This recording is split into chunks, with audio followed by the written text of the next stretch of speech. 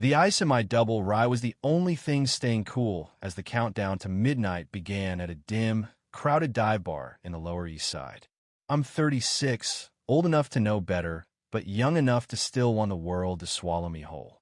That's when I saw her.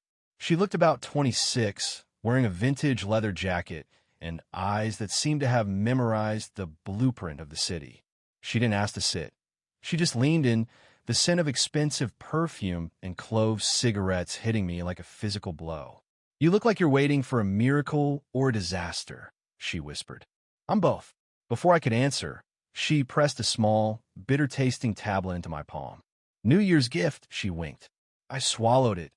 Logic be damned, and within 10 minutes, the neon lights of the bar began to bleed into the air like wet watercolor. "Let's go," she said, grabbing my hand. We burst out into the freezing New York air.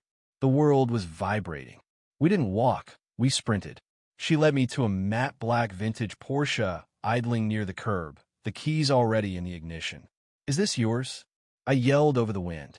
"It is for the next hour," she laughed, flooring the accelerator. We roared toward the FDR Drive, the city blurring into a streak of gold and silver. My heart was a drum, the drug surging through my veins, making every sense electric. Suddenly, red and blue lights exploded in the rearview mirror. 2 NYPD cruisers were on our tail. "Hold on," she screamed. She pulled the handbrake, drifting the car through a narrow gap between 2 yellow cabs with inches to spare. My adrenaline was hitting the ceiling. We veered off into the labyrinth of Dumbo, tires screeching. She killed the lights, swerved into an abandoned loading dock, and we rolled to a stop in total darkness. The police sirens faded into the distance. Silence fell, heavy and thick. We were both panting, the chemistry between us hotter than the car's engine. She turned to me, her face illuminated by a distant firework. "Are you scared?" she asked, her voice low. "I've never felt more alive," I replied, and I meant it. I pulled her closer, and we kissed, a desperate, cinematic collision of teeth and tongue while the sky above the Brooklyn Bridge erupted in a million colors.